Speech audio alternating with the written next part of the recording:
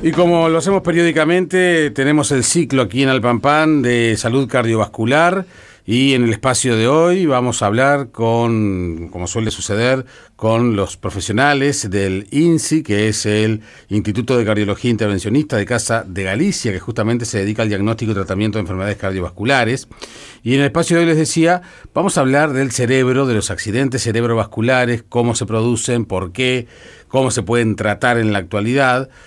Estamos cada vez más escuchando hablar de los ACV y bueno, es importante saber que es una de las principales causas de muerte en Uruguay y en el mundo. Estamos con la doctora Ofelia Maraboto, que es especialista en radiodiagnóstico, neuroradióloga, intervencionista del Instituto de Diagnóstico y Terapéutica Endovascular, IDITE, de Casa de Galicia. Bienvenida, doctora, ¿cómo le va? ¿Cómo anda? Buenas tardes, gracias por invitarme nuevamente. Por favor, es un gusto recibirla y bueno, justamente cada vez más presente tuvo un ACV, y hay que ver si somos realmente conscientes de qué es un accidente cerebrovascular. Sí, se habla mucho últimamente. El ACV es una sigla que significa accidente cerebrovascular y es un término general, digamos. Y, incluye tanto lo que sea accidentes isquémicos o hemorrágicos. Y paso a explicar un poco qué es cada cosa. La circulación que va hacia el cerebro va a irrigarlo, va a llevar nutrientes, ¿verdad? Entonces las arterias o los vasos que van o pueden o taparse, y si se tapan causan un infarto, como pasa por ejemplo en el corazón, que si la arteria se tapa e infarta, aparte hace un infarto cardíaco. Lo mismo pasa en el cerebro, si se tapa una arteria causa un infarto cerebral con todas las consecuencias que puede llegar a tener. De las cuales hablamos ahora después. Exacto. Y la otra parte son los accidentes hemorrágicos. Los hemorrágicos también abarcan mucho, lo que puedan ser sangrado dentro del cerebro mismo, del parénquima cerebral, que están sobre todo involucrados o con la presión alta o con malformaciones congénitas, lo que se llaman malformaciones arteriovenosas, o que sangre lo que se está rodeando el cerebro. En ese caso lo más frecuente son los aneurismas, que son como si se imaginan una rueda de bicicleta que tiene una parte, se forma un globito y es muy débil. Lo mismo pasa en las arterias, se forman como globitos y pueden sangrar. Claro, una fisura, exacto, una pinchadura de bicicleta. Es como, exacto, algo así. Para decirlo gráficamente. Y bueno, estas situaciones que usted está describiendo, estos episodios, como dicen los médicos, ¿por qué se producen? Hay de todo, el espectro es muy grande. Lo que es isquémico puede ser por varias causas. En general lo que llamamos trombo, que se forme un coágulo in situ en el lugar, o que haya un coágulo de otra parte del organismo que migre hacia el cerebro, que es lo más frecuente. Eso puede ser, por ejemplo, por fibrilación auricular, que es que el corazón no esté latiendo bien en una parte, entonces se forman coágulos y la sangre circula por todos lados y va hacia el cerebro y tapa una arteria. Puede ser que tenga un problema en el cuello, en las arterias, o adentro, lo que se llaman estenosis, tanto en el cuello como intracraneanas. Pero hay un gran porcentaje también que no se sabe por qué se forman. Hay pacientes que tienen trastornos de la coagulación y es lo que llamamos criptogénicos. Hay múltiples causas. Las causas hemorrágicas también dependen mucho. Los hematomas del parénquima cerebral, o sea, del medio del cerebro en general, son por hipertensión, en general. Pero también puede ser por malformaciones congénitas. Perdón, ya que dijo lo de la hipertensión, ¿puede ser que de ahí venga esa idea de que cuando uno tiene presión alta le duele la cabeza a uno? Que ya los médicos dicen que eso no es así, pero digamos, la asociación... No creo. Cuando se tiene un hematoma hipertensivo, en general son hematomas grandes, severo, sí. Que no es solo un dolor de cabeza, tiene mucho más síntomas el paciente. Sí, a veces la presión alta puede dar dolores de cabeza, sí. No todos de repente están de acuerdo, sí. Pero eso es una parte nada más. Tanto los aneurismas como las malformaciones arteriovenosas, como las fístulas, tipo fístulas durales o piales, se dan en pacientes que son sanos. Y son cosas que como que se nace o se desarrollan.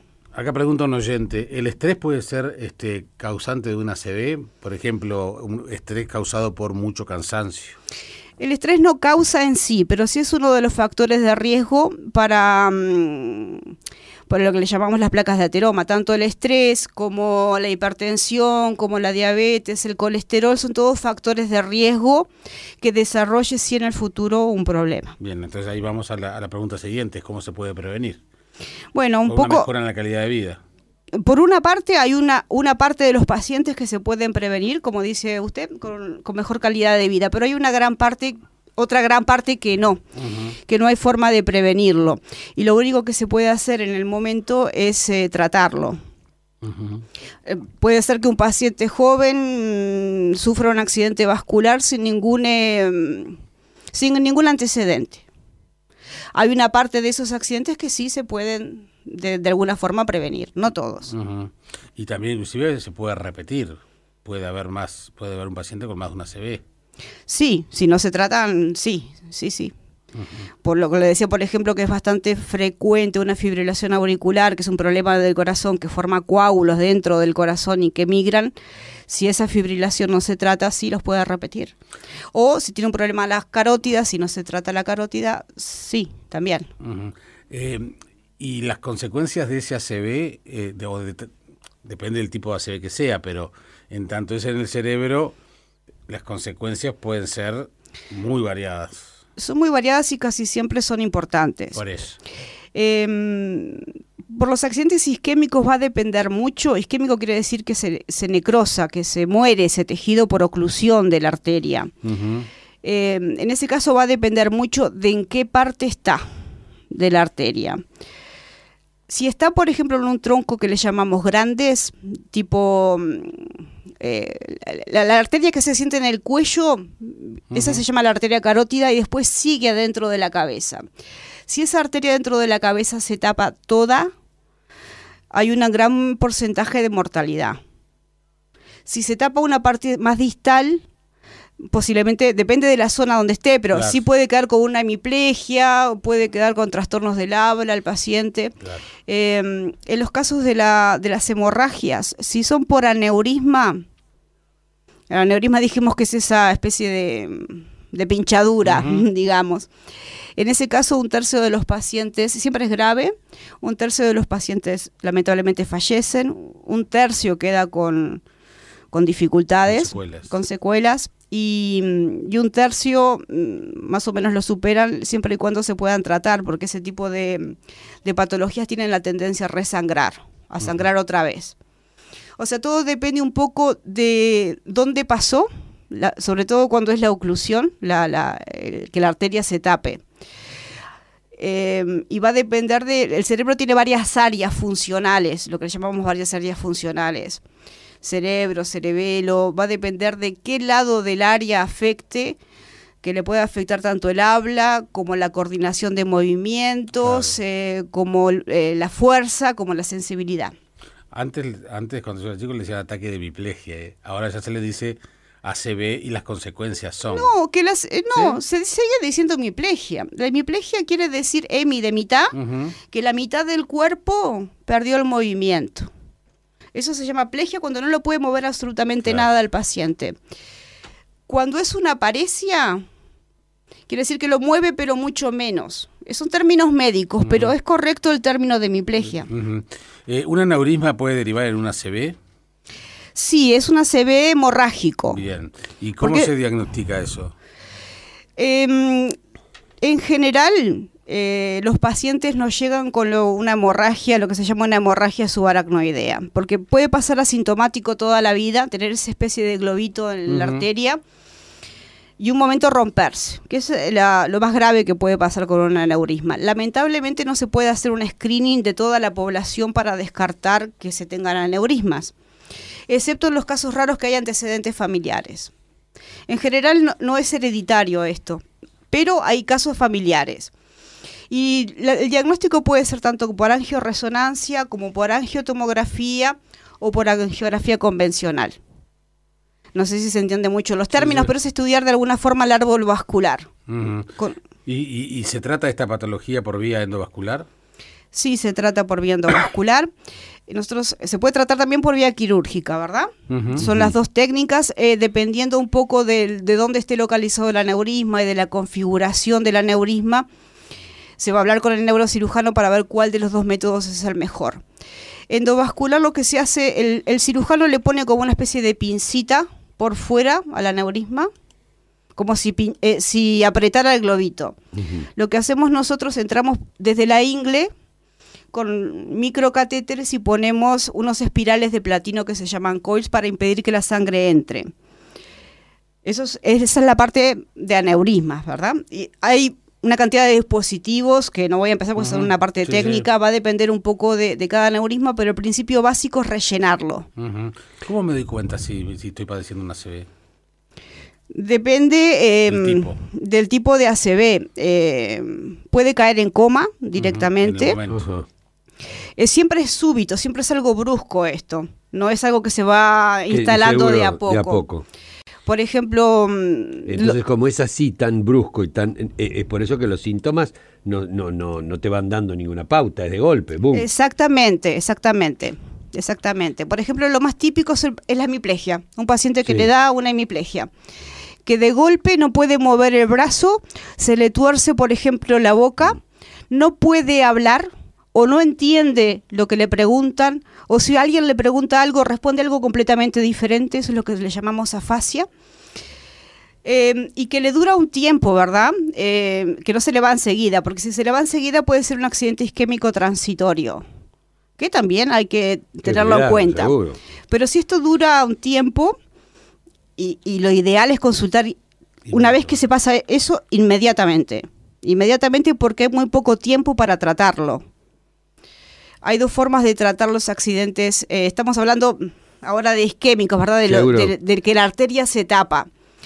Cuando la arteria se tapa, para poder sacar ese coágulo que está dentro de la arteria, hay muy poco tiempo. Depende de dónde esté. Siempre se intenta primero hasta las 4 horas y media con una medicación intravenosa, que se llaman fibrinolíticos. No importa mucho, pero se intenta con una medicación. Después de las 4 horas y media ya no se puede hacer porque corre mucho riesgo el paciente. Si son de los troncos grandes de las arterias, que digo que son los pacientes que pueden fallecer y fallecen habitualmente, ahí se debería intentar además el tratamiento, además de la medicación, el tratamiento endovascular, que es sacar el trombo, sacar el coágulo de forma mecánica. Uno o lo aspira, pasa un catéter para aspirarlo y para sacarlo y para poder que la circulación siga normalmente, o se lo atrapa con una especie de stent. Y estábamos hablando del ACV isquémico y de la posibilidad de tratarlo por vía endovascular. Exacto. ¿Qué ventajas tienen esas técnicas endovasculares? Bueno, a partir ya hace unos años, a finales del 2014-2015, esto hace mucho tiempo que se hace la parte de lo que se llama trombectomía mecánica. Trombectomía quiere decir sacar el trombo. Pero a partir de ese momento se publicaron una cantidad de estudios, todos con un nivel de evidencia lo más alto en medicina, que se llama 1A, que establece que en esos casos lo ideal es hacer tratamiento, en determinados casos lo ideal es hacer tratamiento endovascular.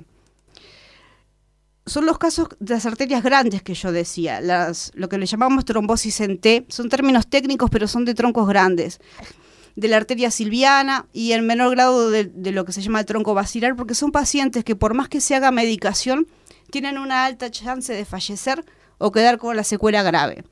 En esos casos está establecido en el mundo que lo ideal sería hacer el tratamiento endovascular. Acá pregunta un oyente si con conectivopatías puede producir aneurismas. Depende de cuál.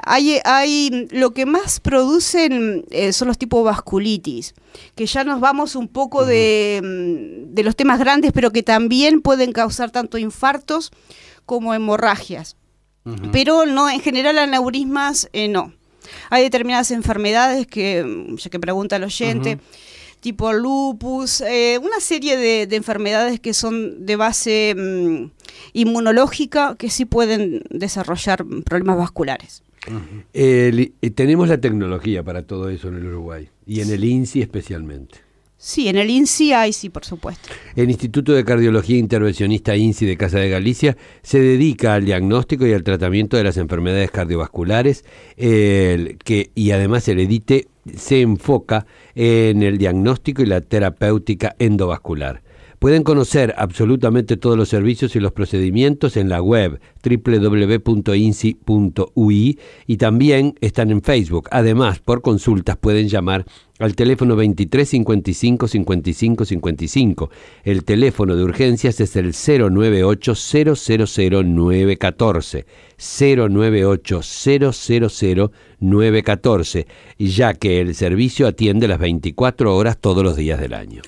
Muchas gracias, doctora. Muchas gracias. Muchas gracias a ustedes. Pasaste muy bien, gracias por haber venido. La doctora Ofelia Maraboto, especialista en radiodiagnóstico y neuroradióloga intervencionista del IDITE de Casa de Galicia, pasó por el Pampán.